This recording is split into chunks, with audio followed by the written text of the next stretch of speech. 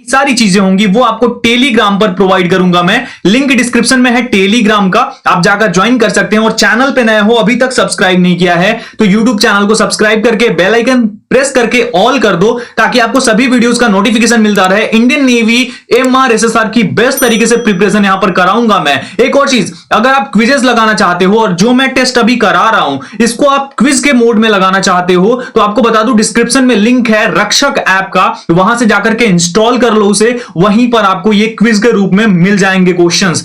एक और चीज, आपको वहां पर मॉक टेस्ट सीरीज भी मिल जाएगी, अगर आप परचेज करना चाहे तो कर सकते हैं। AB स्टडी 50 यूज करेंगे आप, आपको 50% डिस्काउंट मिल जाएगा। स्टार्ट करते हैं। फर्स्ट क्वेश्चन आपकी स्क्रीन पर, Who formed the group of 40?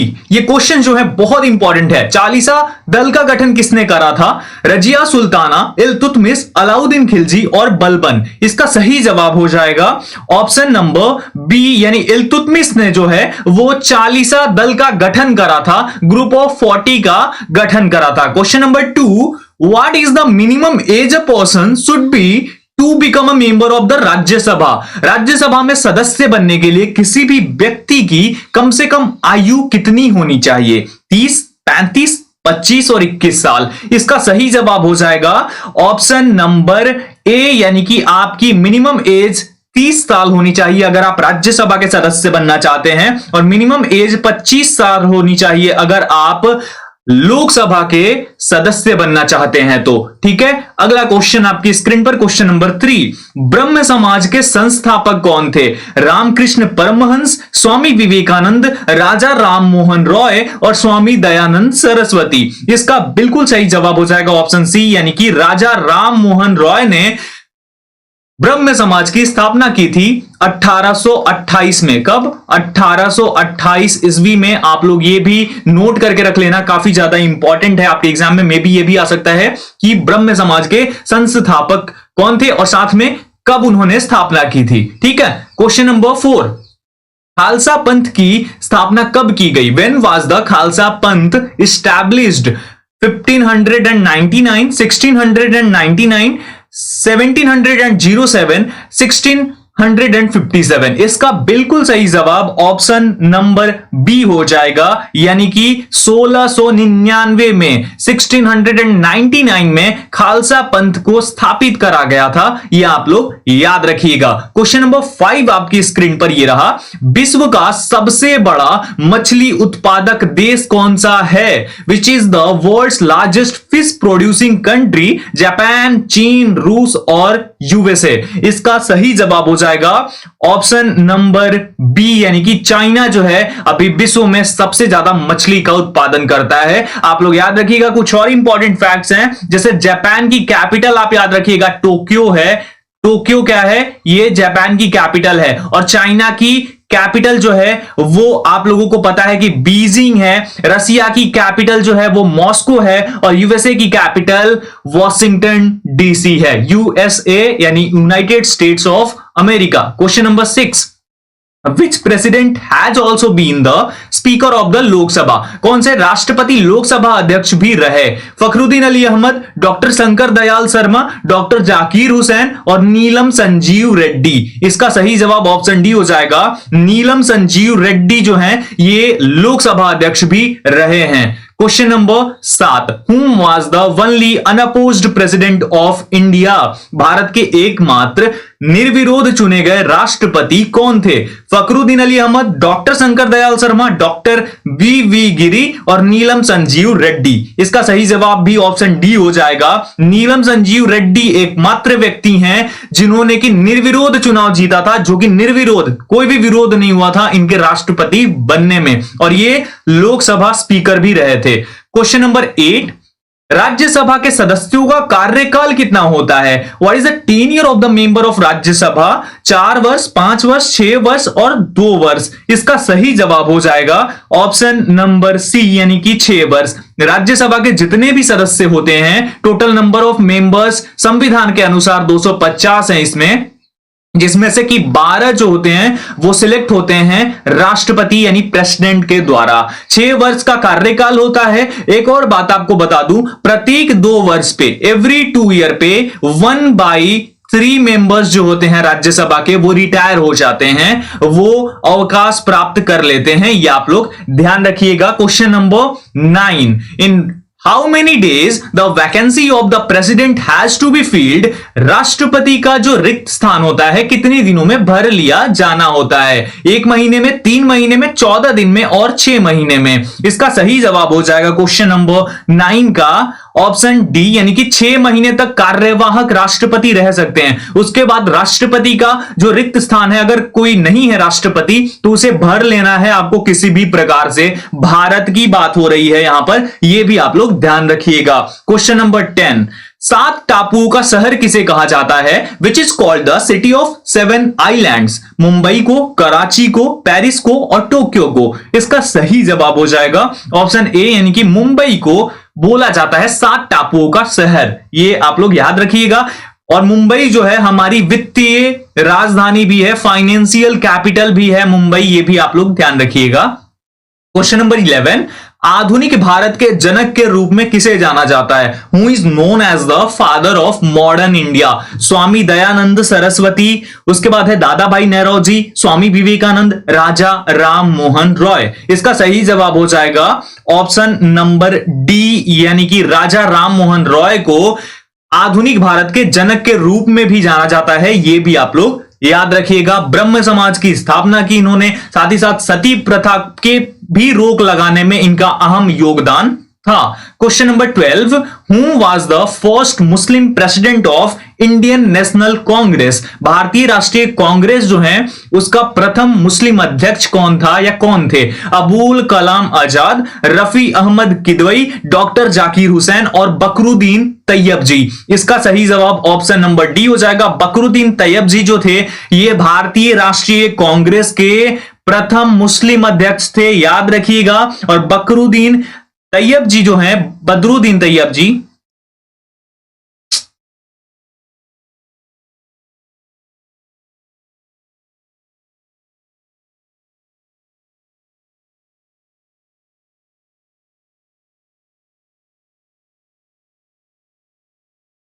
और बदरुद्दीन तैयब जी जो हैं ये तीसरे, थर्ड प्रेसिडेंट थे कांग्रेस के। ये भी आप लोग याद रखिएगा। ये 1887 में बने थे। 1887 में जो है कांग्रेस का मद्रास अधिवेशन हुआ था, वहां पर इन्होंने अध्यक्षता भी की थी। ये भी आप लोग याद रखना। साथ ही साथ आप लोगों के लिए एक और इंपॉर्टेंट चीज है कि जो यहां अबुल कलाम आजाद दिख रहे हैं, ये अब्दुल कलाम आजाद नहीं है, इन दोनों में डिफरेंस है। ये भारत के पहले जो शिक्षा मंत्री थे मौलाना अबुल कलाम आजाद ये हैं, और जो मिसाइल मैन थे उनको अब्दुल कलाम आजाद बोला जाता है। दोनों में डिफरेंस ध्यान रखना। ये सबसे यंग प्रेसिडेंट थे कांग्रेस के, और ये कब बने थे? 1923 में, और 1940 में भी इन्होंने कांग्रेस की अध्यक्षता की थी। ये भी आप लोग याद रखेंगे। डॉक्टर जाकिर हुसैन जो थे, ये डॉक्टर जाकिर हुसैन पहले फर्स्ट मुस्लिम प्रेसिडेंट थे। इनकी एक विमान हादसे में मृत्यु हुई थी। ये भी आप लोग याद रखेंगे। Question number 13, when was the Lahore session of Congress held. Congress का लाहौर अधिवेशन कब हुआ था? 1931, 1929, 1921 और 1930 ईस्वी में। इसका बिल्कुल सही जवाब हो जाएगा ऑप्शन बी, यानी कि 1929 ईस्वी में। अब इसमें काफी सारे क्वेश्चंस आ जाते हैं जिन्हें आपको ध्यान रखना होगा, क्योंकि एग्जाम में कुछ भी हो सकता है और उसके अकॉर्डिंग आपको तैयार रहना है। सबसे पहले तो इसे जान लो, 31 ऑफ दिसंबर 1929 में ये हुई थी कौन सी? कांग्रेस की लाहौर अधिवेशन। इसकी अध्यक्षता जो है नेहरू ने की थी। किसने? जवाहरलाल नेहरू जी ने की थी। ये भी आप लोग याद रखिएगा। पूछा जाता है कि लाहौर अधिवेशन की अध्यक्षता किसने कर दी थी, ऐसे भी आ सकता है क्वेश्चन। एक और जो कि बहुत इंपॉर्टेंट है कि कांग्रेस का लाहौर अधिवेशन किस लिए फेमस है, या फिर ऐसे भी आ सकता है कि कांग्रेस ने पूर्ण स्वराज की मांग कब की थी। तो यह ध्यान रखना, 1929 के लाहौर सेशन में ही कांग्रेस ने पूर्ण स्वराज की मांग की थी, जिसके अध्यक्ष जो थे वो जवाहरलाल नेहरू थे। क्वेश्चन नंबर 14, दीन ए इलाही धर्म की स्थापना किस मुगल शासक ने किया था? Which Mughal ruler founded the religion Din e इलाही? अकबर, शाहजहां, जहांगीर और हुमायूं। इसका सही जवाब जो हो जाएगा वो हो जाएगा ऑप्शन नंबर ए, यानी कि अकबर ने 1582 में इस धर्म को स्टैब्लिश करा था। कौन सा? दीन ए इलाही धर्म। अगला सवाल क्वेश्चन नंबर 15, किस देश को निप्पॉन उगते हुए सूर्य की भूमि कहा जाता है? Which country is called Nippon the land of the rising sun? इसका सही जवाब हो जाएगा ऑप्शन नंबर डी, यानी कि जापान। जापान को जो है वो लैंड ऑफ राइजिंग सन के नाम से जाना जाता है, उगते हुए सूर्य की भूमि, उगते हुए सूर्य का देश, कैसे भी पूछा जा सकता है। निप्पॉन की भी मीनिंग वही होती है जहां से सूर्य की उत्पत्ति हुई हो। ये निप्पॉन जो है ये जापानीज लैंग्वेज में एक वर्ड है जिसका मतलब होता है कि सूर्य की उत्पत्ति, तो ये इसी देश को माना जाता है। यहां पर एक और फैक्ट है कि नॉर्वे को द लैंड ऑफ मिडनाइट सन बोला जाता है। क्या बोला जाता है? द लैंड ऑफ मिडनाइट सन। तो ये भी आप लोग याद रखेंगे, इंपॉर्टेंट है। अब थोड़ा सा फैक्ट इसके बारे में जान लो, इन सभी देशों के बारे में, क्योंकि आपको इस एग्जामिनेशन में करेंसी भी पूछी जाएगी देशों की और कैपिटल भी पूछी जाएगी। तो सबसे पहले बात कर लेते हैं नॉर्वे की। तो इसकी कैपिटल जो है वो ओस्लो है, नॉर्वे की कैपिटल। अब अगर बात करें हम चाइना की, तो इसकी कैपिटल बीजिंग। आपको पता है कि इसकी कैपिटल क्या है? वो है बीजिंग। तो ये भी आप लोग याद रख लेंगे। उसके बाद हमारा तीसरा आ जाता है इराक। इराक की कैपिटल आपको पता है बगदाद है, नहीं पता है मैं बता देता हूं, याद रख लेना बस, बगदाद है। और जापान का तो आपको पता ही है टोक्यो कैपिटल है। अब बात कर लेते हैं अलग अलग करके सभी के जो करेंसीज हैं उनके बारे में भी। तो नॉर्वेजियन क्रोन जो है वो नॉर्वे की करेंसी है। कौन सी? Norwegian krone. दूसरा चाइना है, इसकी जो करेंसी है वो रेनिम्बी बोली जाती है। इसकी करेंसी को क्या बोला जाता है? रेनिम्बी। आप लोग याद रख लेना आज से कि ये बोला जाता है। और आप लोग एक और चीज को लेकर कंफ्यूज रहते हो कि रेनिम्बी बोला जाता है, कहीं पर युआन बोला जाता है, तो ध्यान रखना कि इसकी करेंसी जो है ना उसे रेनिम्बी बोला जाता है, ठीक है। जैसे कि हमारी इंडियन रूपी है करेंसी, ठीक है, और उसे क्या बोला जाता है? रुपया। रुपया जो है रुपया की तरह जो है वो है युआन, ठीक है। और एक और है, जैसे हम पैसा बोलते हैं हमारे यहां ना, तो पैसे की कैटेगरी में उनके यहां आता है फेन। तो इन तीनों को याद रखना इंपॉर्टेंट है। करेंसी मींस रेनिम्बी, और वहां पे जो चलता है, जैसे हमारे यहां रुपया चलता है, करेंसी तो आपको पता है इंडियन रूपी है, पाकिस्तानी रूपी भी होता है। तो करेंसी जब पूछा जाएगा भारत का तो इंडियन रूपी बोलते हैं ना, उसी प्रकार से ये भी आप लोग याद रखिएगा। कंफ्यूजन आपका होप की क्लियर हो गया होगा। उसके बाद बात करें हम जो ऑप्शन नंबर सी है इराक की, तो ये इसकी जो करेंसी है, मुद्रा जो है वो इराकी दिनार होती है। और जो लास्ट है जापान, इसकी मुद्रा येन होती है। येन और युआन में डिफरेंस भी ध्यान रखना इंपॉर्टेंट हो जाता है। क्वेश्चन नंबर 16, वेयर इज सालार जंग म्यूजियम लोकेटेड? ये सवाल जो है ये हर बार पूछा जाता है कि सालार जंग संग्रहालय कहां स्थित है। चेन्नई, मुंबई, हैदराबाद और दिल्ली, ये मोस्ट रिपीटेड क्वेश्चंस हैं जो कि इंडियन नेवी में पूछे गए हैं। इसका सही जवाब ऑप्शन नंबर सी हो जाएगा, यानी कि हैदराबाद में मूसी नदी के किनारे, मूसी नदी के पास जो है ये सालार जंग संग्रहालय है। क्वेश्चन नंबर 17, इंडोनेशिया की राजधानी क्या है? What is the capital of Indonesia? Jakarta, Nusantara, Manila और टोक्यो। अब काफी लोग ऐसे होंगे जिन्होंने इस चीज को ध्यान नहीं दिया होगा, तो वो फटाक से टिक कर दिए होंगे जकार्ता, जो कि बिल्कुल गलत है। जो नई राजधानी है इंडोनेशिया की वो है नुसांतारा। ये न्यू राजधानी है, किसकी? न्यू कैपिटल ऑफ इंडोनेशिया है। और ये आप लोग याद कर लेना आज से। साथ ही साथ इसके बारे में बात कर ले तो मनीला जो है ये फिलीपींस की कैपिटल है। और बात करें अगर टोक्यो की, जापान की कैपिटल है, ये तो याद ही हो गई होगी आपको,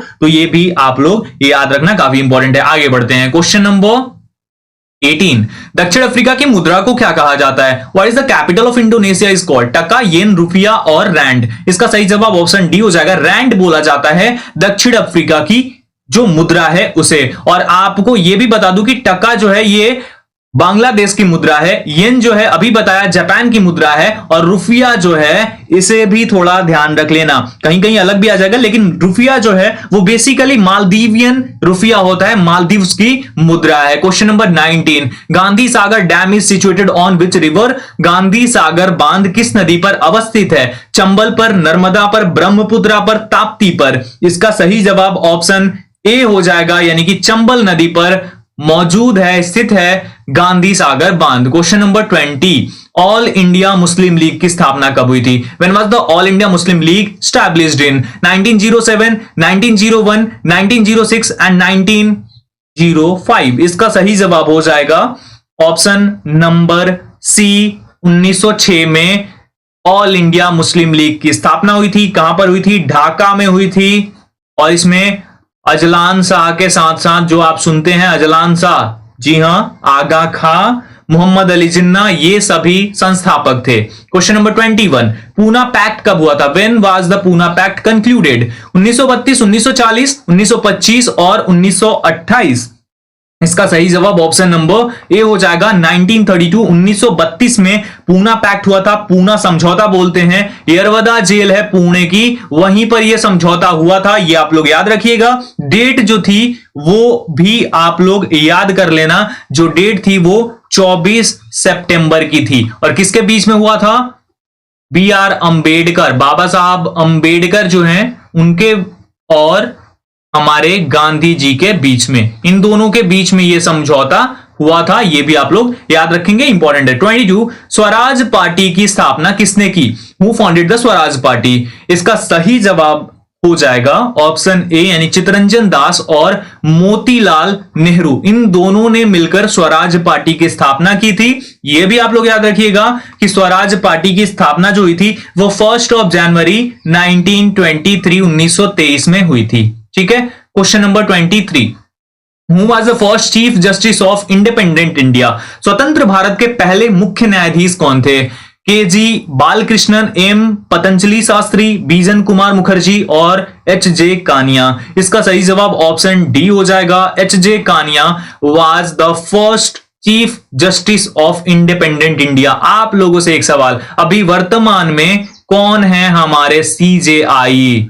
कौन है वर्तमान में और वो कितने नंबर के चीफ जस्टिस हैं, ये आप लोगों को बताना है। Question number 24, Sultan Azlan Shah cup is related to which sport? Sultan Azlan Shah cup किस खेल से संबंधित है? कुश्ती, फुटबॉल, कबड्डी और हॉकी। इसका सही जवाब हो जाएगा ऑप्शन डी, यानी कि हॉकी से संबंधित है सुल्तान अजलान शाह कप। ठीक है। Question number 25, which river is called the sorrow of Bihar? यानी किस नदी को बिहार का शोक कहा जाता है? कोसी को, गंगा को, सोन को या फिर यमुना नदी को? इसका सही जवाब हो जाएगा ऑप्शन ए, यानी कि कोसी नदी को बिहार का शोक बोला जाता है। तो ये 25 questions first mock test, hope आप लोग ने पसंद करा होगा इसे। आपको बता दूं कि आपको साइंस की भी क्लासेस और मैथ्स की भी क्लासेस यहां पे मिलने वाली हैं, तो कंटिन्यू करो, सही से देखो वीडियोस को, जाकर रक्षक पर मॉक टेस्ट लगाओ, साथ ही साथ वहां जो क्विज मैं दे रहा हूं वो लगाओ। बहुत मजा आने वाला है और आप लोग आराम से क्लियर करोगे,